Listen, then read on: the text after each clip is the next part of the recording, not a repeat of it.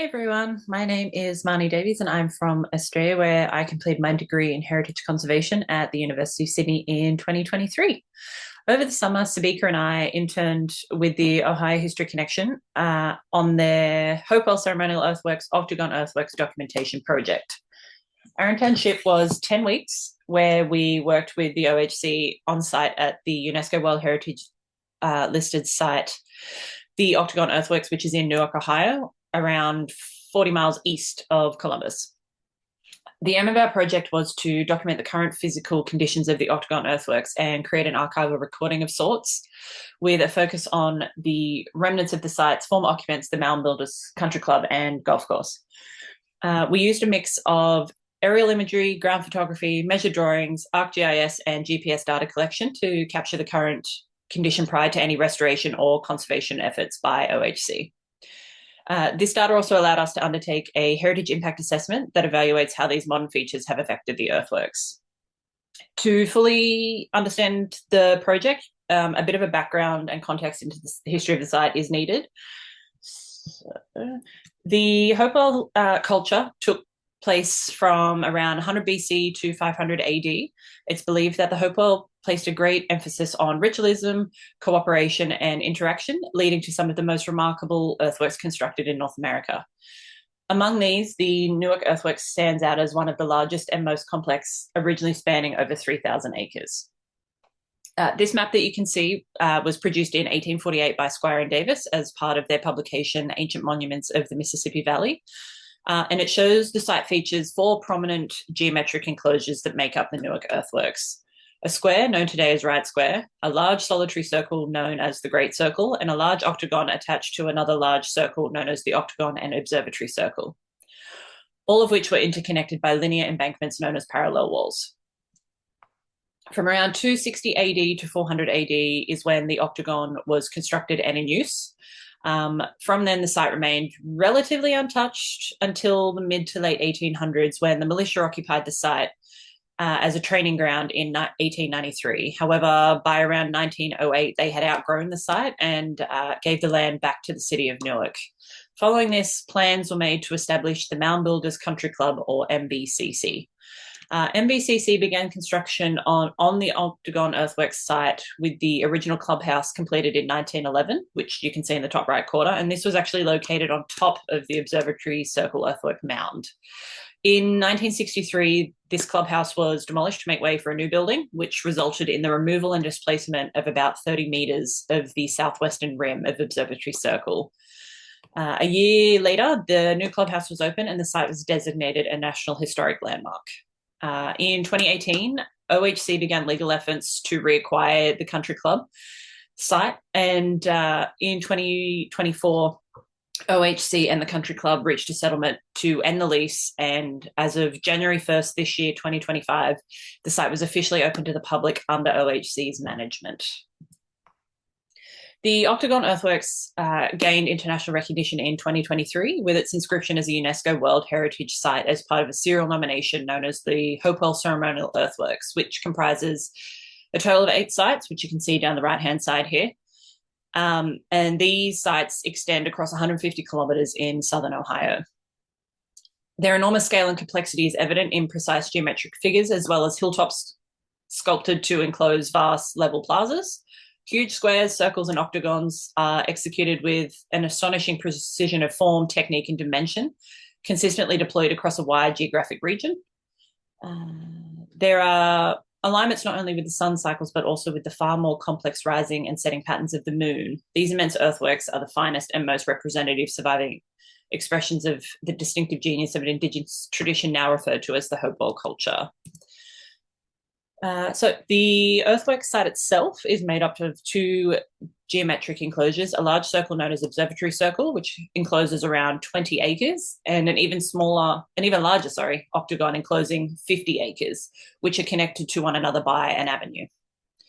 The site includes geometric shapes interconnected by low walls, all built from earth carried by human hands and laid intentionally one basketful at a time. The octagon highlights the depth of planning and connection to the broader patterns of the universe embedded in the construction of Hopewell Ceremonial Earthworks. The octagon is aligned with the lunar cycle, And every 18.6 years, the moon rises directly through the passageway, linking the observatory circle and the octagon. Each aspect of these earthworks complexes was created and designed with intention and care, and a testament to the genius, cooperation, and devotion of the American Indian people who created them thousands of years ago. All right, heading into our internship.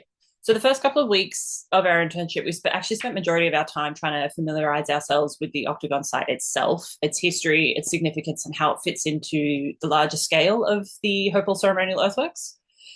We received an in-depth tour of the Newark Earthworks led by Dr. Brad Lepper, who is the senior archaeologist of the World Heritage Program for the Ohio History Connection. The tour encompassed the full Newark Earthworks site, so what's remaining of Wright Square, the Great Circle, and obviously the Octagon site itself. And I found the tour really great, actually, as it provided us with a really strong foundational understanding of both the site and a broader understanding of the Hopewell culture as well. We also had the opportunity to attend a panel discussion, which you can see on the left, that focused not only on the Octagon site, but also the Hopewell culture and the people as a whole. The panel included Dr. Ray Hively, who is second from the left in that photo. He's a physicist and astronomer who is one of two professors actually responsible for discovering the lunar alignments at the Octagon. Chief Glenna Wallace, she's not actually in this photo, but she's the chief of the Eastern Shawnee tribe. Dr. Brad Lepper and Jennifer Altman, who was one of our supervisors, and she is the chief historic sites officer for the Ohio History Connection. I found the discussion personally to be really impactful because it brought together scientific, historical, Indigenous perspectives, and it allowed us to sort of hear about not just the research and discoveries, but also personal stories and cultural connections to the site. And then to round out the first couple of weeks, we spent a day down in southwestern Ohio at Serpent Mound State Memorial, which you can see on the right. And this is the largest known serpent effigy mound in the world. Throughout the day, we spent time walking around the mound and the surrounding site, and sat in on a talk that was given by Chief Ben Barnes from the Shawnee tribe. And then sort of to round out the day, we were able to watch the sunset of the summer solstice, which was pretty cool. Week 3, we straight into research. We took a pretty deep dive into the history of the Octagon site and trying to focus on the various changes it's undergone over time and how those changes have shaped the landscape, especially earthworks, into what it is today.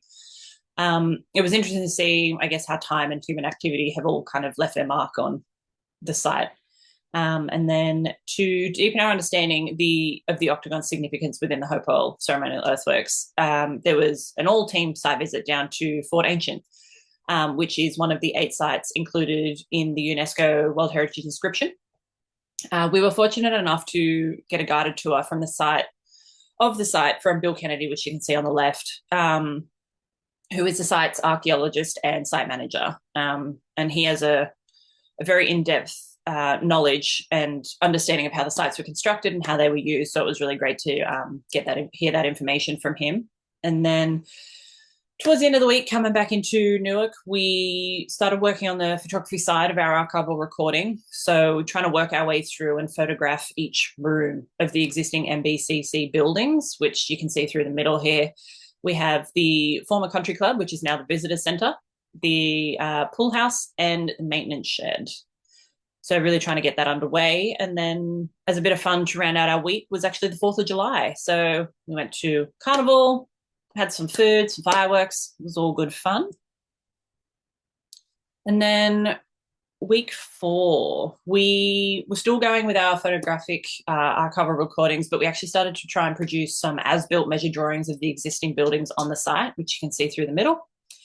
And then later in the week, we headed down to the Hopewell Culture National Historic Park, which is in Chillicothe. And this actually includes 5 of the 8 sites that make up part of the inscription. For me, a highlight of this was actually we got to have a bit of a sneaky behind the scenes look at the park's collections, which you can see on the left. And this was followed, we sat down with Dr. Timothy Everhart, who has an extensive knowledge in GPS data collection and ArcGIS itself. So he gave us kind of like the rundown on the key aspects of ArcGIS that we would need, as well as actually showed us how to use a GPS receiver and field maps that we would need to collect data in the field, which was going to become paramount to our project moving forward. And then to round out this week, our supervisor at the Octagon from OHC, Sarah Hinkleman, she actually took us to her hometown of Cleveland for the weekend. So we got to see kind of like her favorite local spots. We got to go to the West Side Market, the Cleveland Museum of Art, Playhouse Square, and Edgewater Beach. And then on the way back, we made a sort of a brief stop, I guess, in Akron to watch a baseball game, which was my first. And as a non-sports fan, it was quite good. I quite enjoyed myself. And then week 5. So yeah, halfway through our internship, we did encounter quite a few setbacks in actually getting into our field data collection due to some delays in equipment delivery, but we were still able to carry on with working towards our end product, basically. So really trying to focus on those as-built drawings and develop the structure of our final report and the heritage impact assessment that would be given to OHC at the end. I'd started making pretty significant progress in ArcGIS in preparation for the fieldwork. So on the top left, you can see what I made is a base map of the Octagon site. And then over the top of this, we overlaid a 40 by 40 meter grid across the entire site. The grid system was going to be useful as that's how we were not only going to divide the site to work in it, but also amongst ourselves. So Subika and I would just kind of half and half the site to divvy up the work, and we knew where each other was working. And then additionally, I had gone into Field Map Designer, which is the picture in the middle at the top. And this is like a back-end aspect of ArcGIS, I guess. And this is where I was able to create a custom site form. So this form is what we used when we were out in the field, and for every element we documented, one of these forms was filled out, and it recorded specific details such as like the time, the date, the weather conditions, the grid reference, and any relevant notes, observations, photographs of that particular element. And then to finish up week 5, never without a site visit or two, we headed back down to Chillicothe with the full team this time, and made another stop at the Hopewell Culture National Historic Park. And first up was Mound City, which you can see at the bottom left. And Sarah Hinkleman, she gave us a tour of this site. And then afterwards, we headed to the Hopewell Earthworks, where an archaeological dig was underway. So that was pretty cool to see. I'd never seen that before. And this brought us to a visit of a total of 6 out of the 8 sites that are included in the Hopewell Ceremonial Earthworks UNESCO World Heritage listing. In week 6, we begin with a short trip to Flint Ridge, a site under the Ohio History Connection. Flint Ridge is a famous geological deposit in Licking County, Ohio, known for its multicolored or rainbow flint. The photo at the top left corner is a quarry pit, which is now a part of the museum at Flint Ridge. During the week, we continued our core task of measuring the buildings and photographing the sites. We tested the Trimble Mobile Manager for GPS, though at first its accuracy was almost 30 feet. It showed us that technology alone isn't enough. Careful observations and verifications are just as important. Alongside this, we used ArcGIS Online to start organizing and visualizing the data we were collecting. This gave us an early sense of how our fieldwork would later translate into usable maps and documentations. To close the week, we made a memorable trip to Pennsylvania. We visited Meadowcroft, one of the oldest archaeological sites in North America, where artifacts date back nearly 19,000 years. Then we visited Kentuck Knob, a modern architectural gem by Frank Lloyd Wright. Experiencing such contrasting places, one rooted in prehistory and the other in modern design genius, was truly eye-opening. Onto week 7, we begin with an unforgettable trip to Falling Water, Frank Lloyd Wright's most famous house. Built in the 1930s, it's world-renowned for being perched directly over a waterfall, blending nature and architecture in a way that feels almost magical. As an architect, experiencing it in person was a surreal and unforgettable moment. And also, we had a small internship meetup there. Honestly, the visit to Falling Water wouldn't have happened without IEP intern Bishrat taking the initiative and talking things through to make it possible, which I'm forever grateful for that. Later that week, we went to Columbus to pick up the GPS receiver pole that we needed for our documentation. On the way back, we stopped at the Ohio History Center, the headquarters of the Ohio History Connection. This gave us a sense of how heritage work is coordinated on a statewide level. To end the day, we experienced something very unique, the Ohio State Fair. It was my first time seeing the iconic butter cow, a life-size sculpture made entirely of butter, which is a quirky but beloved Ohio tradition. In week 8, our work became more precise and rewarding. Using the GPS receiver, we managed to improve our accuracy from nearly 30 feet to 7 centimeters. This breakthrough allowed us to document the site with a high level of detail and confidence. We carefully recorded several architectural elements, building a solid foundation for the final report. This breakthrough allowed us to integrate our measurements smoothly into ArcGIS Online, where we could create layered maps and ensure everything was properly georeferenced. The combination of on-site documentation and digital mapping gave our work a much stronger professional quality, and it showed us how technology can support cultural heritage preservation. Of course, our weeks weren't only about work. This week, we visited the Columbus Zoo and Aquarium, one of the largest in the US. In this evening, we enjoyed the Chinese Lantern Festival, where glowing sculptures and cultural displays lit up the night. What made it even more special was sharing the experience with our supervisor and her family, which made us feel truly welcomed. Moving on to week 9, it was a time for reflection and refinement.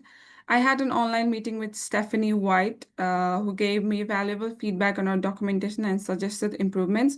Much of our week was spent remeasuring and updating drawings, often traveling around the site in a golf cart to cover ground efficiently.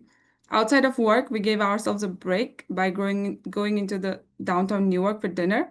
It was a simple outing, but it gave us the chance to appreciate the local community and bond with each other outside of our professional roles. Week 10, our final week was both exciting and bittersweet. By this time, we had completed the documentation and reports that we had worked on for weeks.